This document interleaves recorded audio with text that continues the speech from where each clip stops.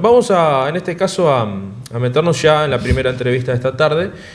Y nosotros, hace pocas semanas, recibimos a Gonzalo Martínez en la gira con los integrantes aquí a nivel local de Unidad Popular, el profesor Martín Barrero y demás integrantes, y que hoy van a estar además haciendo el lanzamiento del local. Ahora después vamos a actualizar precisamente horarios y ubicación. Y bueno, nos contaba aquella vez Gonzalo sobre el acuerdo con diferentes sectores, entre ellos el Partido de los Trabajadores. Y aquí tenemos a un integrante que es además la otra integrante de la fórmula para esta elección de este año, Andrea Revuelta, a quien le damos la bienvenida con muchísimo gusto. Bueno, buenas tardes, muchas gracias acá por la invitación. Y sí, hemos conformado a lo largo de un proceso bastante largo de militancia en común, de distintas campañas en las que hemos participado conjuntamente distintas organizaciones. En diciembre se termina de conformar un acuerdo de un conjunto de organizaciones, en principio la UP, que está integrada por varios partidos, luego está el Frente de Trabajadores en Lucha y el Partido de los Trabajadores. Todas organizaciones que ya tienen una trayectoria y una larga tradición de militancia y de presencia. Y bueno, en función de este acuerdo es que se presenta una fórmula común que ya fue acordada, que es Gonzalo y en este caso yo como candidata a la vicepresidencia. Y bueno, vamos hacia la convención, ahora hacia las internas y a la convención, ¿no? Tenemos el 30 de junio la presentación de cada sector, sus listas hacia la interna, y luego una convención que ratifique la fórmula para, bueno, lanzar la campaña hacia octubre principalmente, ¿no? Nosotros entendemos que octubre es una elección donde se elige parlamento, donde se pueden expresar distintas orientaciones y manifestaciones, y que la idea es que puedan estar presentes también a la hora de votar y a la hora de tener representación, una orientación y una propuesta que tiene que ver con las reivindicaciones tradicionales de la izquierda, ¿no? Nosotros hemos venido militando en estos últimos tiempos, sobre todo, contra la reforma de la seguridad social, contra la reforma educativa, contra todas las reformas que viene implementando el régimen capitalista en todo el mundo y en Uruguay en particular, ¿no? No solo a través de la coalición de gobierno actual, sino también que a lo largo de los 15 años de gobierno del Frente Amplio también se llevaron adelante distintas medidas en acuerdo con los organismos de crédito internacional con las que discrepamos abiertamente, y entendemos que los trabajadores tienen que construir una herramienta propia que defienda especialmente y prioritariamente sus intereses, y en ese sentido constituimos esta alianza para no fragmentar estas propuestas de izquierda, sino que sea una propuesta unitaria que permita, bueno, mantener esta expresión en el terreno electoral también. Si bien nuestro campo de intervención más cotidiano es los 5 años que no hay elecciones, ¿no? Porque militamos permanentemente en todas las campañas y en todos los acontecimientos que se pueda dar a nivel sindical y social y político.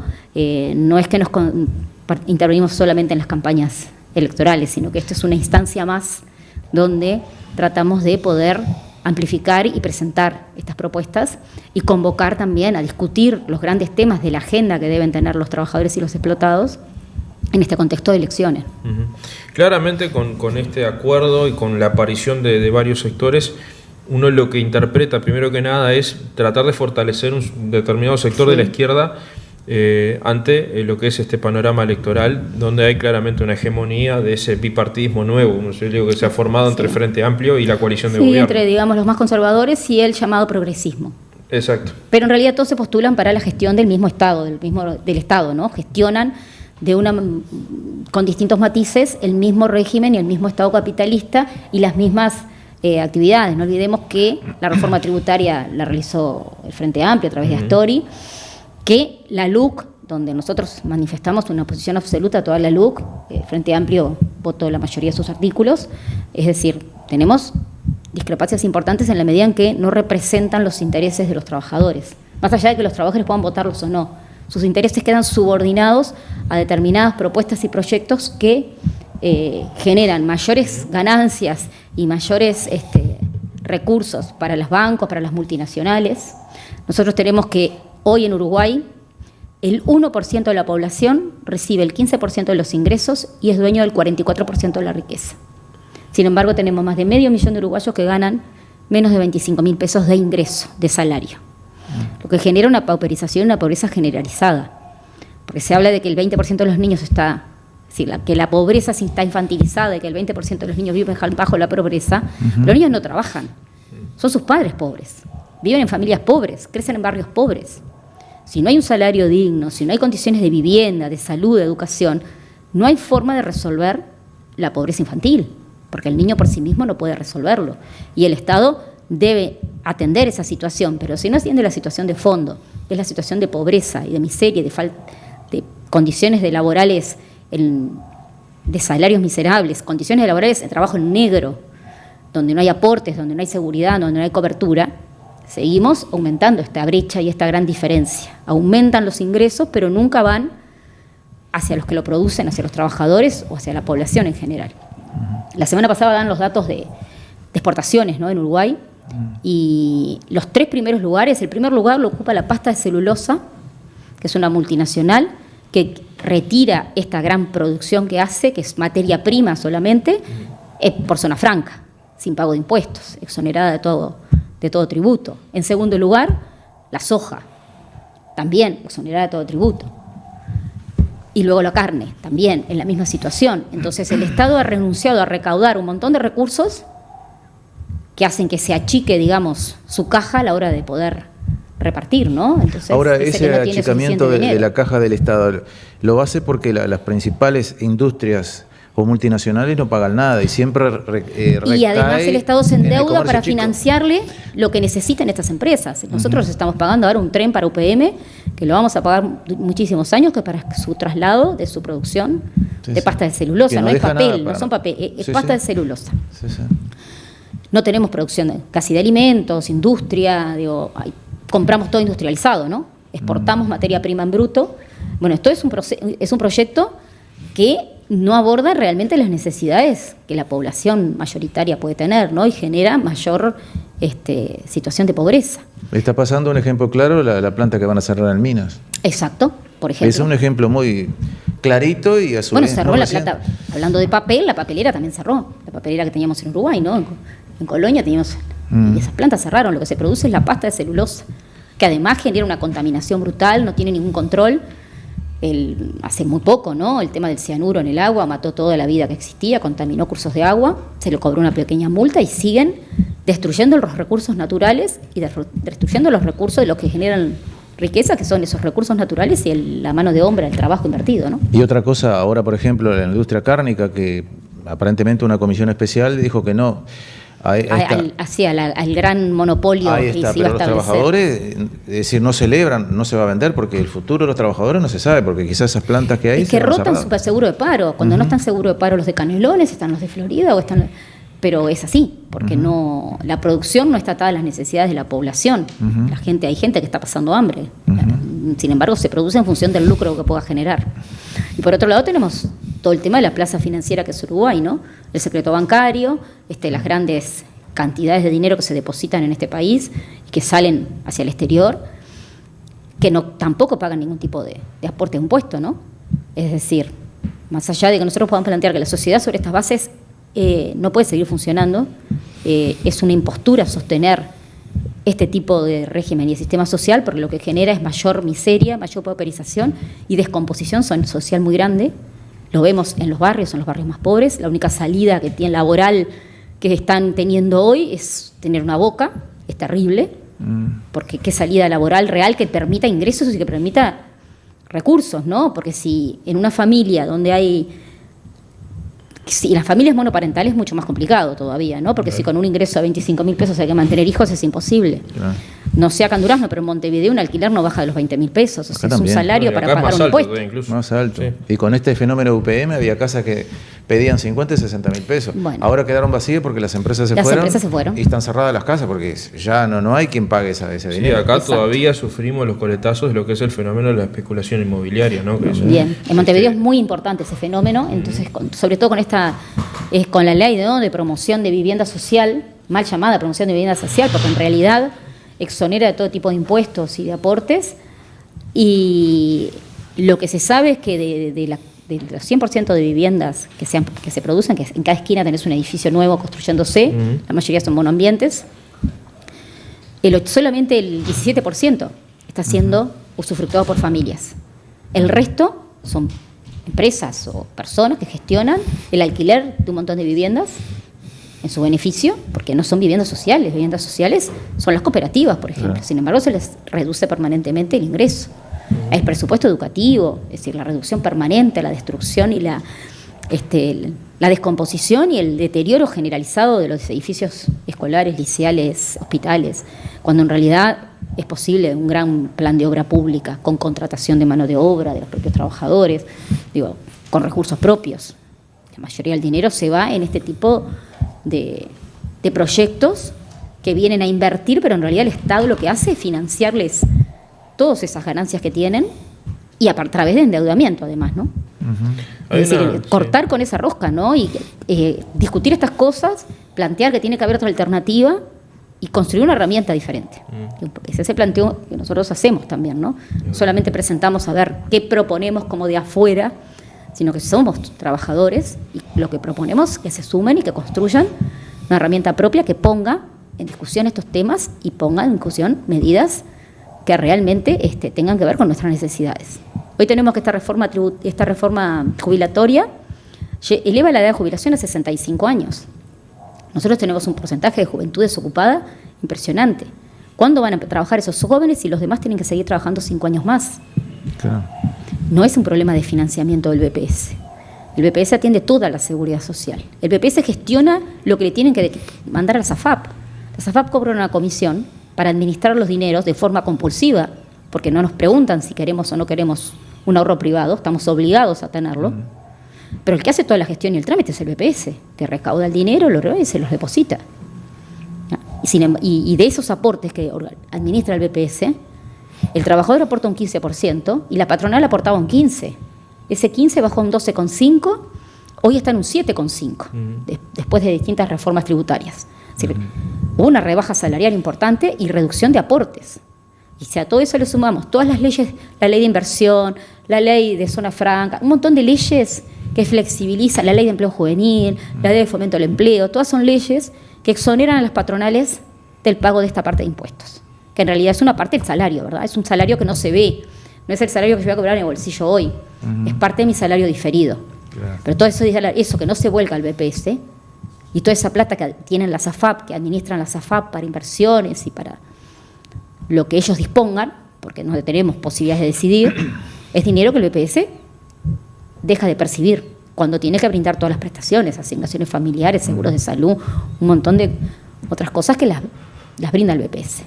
Entonces, un retorno de esa confiscación, porque es una gran confiscación lo que hacen las AFAP, en la medida en que no es voluntario, y que administran ese dinero hasta que ellos lo crean conveniente, sin volcarlo realmente a lo que el uso que debe tener, que es la seguridad social. Está volcado al mercado de inversiones.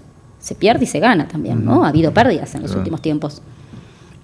Y estamos obligados a aportar. El Estado nos obliga a aportar a una administradora privada. En ese sentido, en este momento para nosotros es muy importante la campaña por el plebiscito, que fue un gran triunfo, la conquista de 430.000 firmas, a pesar de la oposición de la mayoría del espectro de partidos presentes. Sí, fue unánime. No fue una lucha desde abajo, fue una gran lucha, una gran conquista de los militantes, y hay que ensobrar la papeleta del plebiscito, porque lo que se está exigiendo es absolutamente justo y posible. Y lo que decía sobre las AFAPs, ¿cómo se rebate el discurso, la premisa prácticamente, la idea fuerza del gobierno para justamente establecer una campaña contra el plebiscito, de que a la gente se les confiscan los ahorros eliminando las AFAPs? Porque allí es donde se entran precisamente. Exactamente. Bueno, la confiscación son las AFAP. Sí. Cuando surge la ley del 96, ¿no? Donde es obligada la persona, su dinero es retenido no por el Estado para un beneficio colectivo, sino que es retenida por el Estado para volcar a una administradora privada que se dedica a las inversiones, que además te va a cobrar una comisión por algo que hace el BPS. ¿Tá? Yo no quiero estar en la SAFAP y no tengo posibilidades de opción. Me es confiscado mi ahorro jubilatorio para ser volcado al mercado financiero y a las inversiones. No tengo ninguna posibilidad de decisión. El retorno del planteo que se hace del retorno de ese dinero es un retorno en un fideicomiso para uso de la seguridad social específicamente. Está así planteado la eliminación de la SAFAP. Pasa que es un gran negociado, ¿no? Y todas las inversiones de la SAFAP tienen que ver con compra de títulos de deuda pública, inversión en obras, un montón de otros negocios muy grandes que perderían estos recursos. Por eso hay tantas cosas en juego, ¿no? Pero es un retorno de ese dinero que la persona tiene ahorrada a un sistema de seguridad social donde la persona lo aportó como lo aporta hasta hoy en el BPS. Lo que yo aporto del BPS no me es confiscado. Si vuelve de la FAP al BPS, mi ahorro y mi cálculo va a estar siempre presente. Ahora, ese cuco que yo lo llamo así, en sentido del gobierno, que dice que si se elimina esta reforma, vamos a hablar pronto y claro, se funde el BPS. ¿Están así? ¿Cómo es la visión de ustedes? No, justamente lo que estaba explicando, ¿no? El BPS no es que se funde, el BPS viene siendo desfinanciado sistemáticamente desde hace mucho tiempo. Sí, eso está claro. Si ese dinero que es financiado, un aumento de las grandes riquezas, un aumento... la reforma tributaria también eliminó el aporte de lo que es los intereses, los depósitos bancarios, donde hay depósitos bancarios millonarios. Sí. Hay depósitos bancarios internacionales, el secreto bancario cubre todo eso y ahí no se recibe ningún tipo de ingreso. Entonces, lo que yo decía, el Estado achica tanto esa caja que tiene para repartir que después te coloca en la encrucijada no solamente el tema de la SAFAP, sino decir que bueno, que hay que atender a la pobreza a los niños y no a los jubilados. Cuando en realidad es lo mismo, porque el jubilado muchas veces es el que aporta un dinero fijo a la familia, cuando hay trabajo negro, cuando hay niños. No se trata de sacarle al jubilado para darle al niño, porque si no hay condiciones de trabajo dignas, los niños van a seguir siendo pobres, porque sus padres no tienen un trabajo digno, porque sus abuelos no tienen una jubilación digna. Se trata de hacia dónde va la riqueza de la sociedad, si va hacia los trabajadores que la generan, a la mayoría de la población, o si se la quedan las grandes inversiones, los grandes bancos, y esa es la disputa en curso, ¿no? Y por eso esta alternativa creo que es muy importante que pueda estar presente, que se sumen, que se pueda discutir en estos términos estas cosas, ¿no? Creemos que la campaña electoral no es un circo de discusiones y de chicanas individuales, ni de bailes, ni de cosas que está muy bien. De repente a mí me puede gustar mucho divertirme, bailar, trabajo en secundaria, en un liceo, me divierto con mis estudiantes, pero la campaña electoral quiero discutir estas cosas de fondo que hacen a la vida cotidiana de las personas, de la mayoría de las personas, ¿no? Sí, y bueno, la discusión además, yo siempre digo, se discute tanto del Estado, pero siempre se ha discutido desde el punto de vista de la integración, cuando dicen el famoso achicar el Estado, que después sabemos lo que viene después como consecuencia, pero no de la presencia estatal en determinados lugares donde claramente sin duda, se ha pero además retirado. El Estado es mentira que se achique, es decir, está disfrazado, ¿no? Hay una intervención directa del Estado para derivar los recursos hacia los grandes multinacionales, hacia los bancos, porque eso se da a partir de la intervención del Estado. Sí. Hay una intervención directa del Estado para desviar esos recursos. No hay una intervención directa del Estado para resolver los problemas cotidianos. El presupuesto educativo, que es lo que a mí me toca, porque yo trabajo en secundaria en este momento y trabajé en UTU también, sistemáticamente se ve reducido y aumentan las necesidades. Los edificios no están en condiciones. Hay que construir edificios. Deberíamos tener comedores en todos los centros educativos. Deberíamos tener más personal. No puede ser que tengamos grupos de 40 alumnos por clase. Tendríamos que tener el doble, construir edificios. Brindar condiciones dignas que hagan que ir a estudiar sea una experiencia agradable y no estar en un salón con un frío terrible 7 horas sin comer. Ni que hablar. Entonces, ¿cuáles son las prioridades? Bueno, para nosotros las prioridades están bien claras. Tienen que ver con la defensa de los intereses de los trabajadores, de los explotados, de los que día a día construyen la sociedad, y no de los que acumulan riqueza obteniéndola del trabajo ajeno, ¿no? Porque de hecho la generan. Sin duda que que trabajan. sí. El agradecimiento para ti, Andrea, para todos los integrantes también, por supuesto, del grupo que han estado acompañando justamente esta jornada y obviamente se han contactado, como decíamos hoy más temprano, que nos tengan en cuenta también para brindar el espacio. Para nosotros también es muy gratificante. Recordarles que ustedes van a estar inaugurando el local. Sí. Esto va a ser hoy a las 19 horas. A las 19 horas. Dirección. Eso va a ser en Instrucciones del año 13. Exacto. Frente a Cobuso, ¿verdad? Ahí va. Perfecto. Exacto. Así que queda allí la invitación. Queda la invitación, se pueden arrimar a conversar con nosotros, a discutir estas propuestas y sumarse a construir este tipo para las elecciones, para las internas, para octubre, contar con una representación parlamentaria que pueda contemplar estas posiciones y por las luchas que hacia adelante, ¿no? Porque esto no se va a resolver con una o dos personas que puedan decir o no decir, sino que tiene que ver con la acción, con la participación directa de todos los involucrados, de nosotros como trabajadores que somos y del resto de la población. Clarísimo, gracias de verdad. Bueno, muchas gracias por la invitación. Nosotros vamos a otra muy breve pausa y continuamos.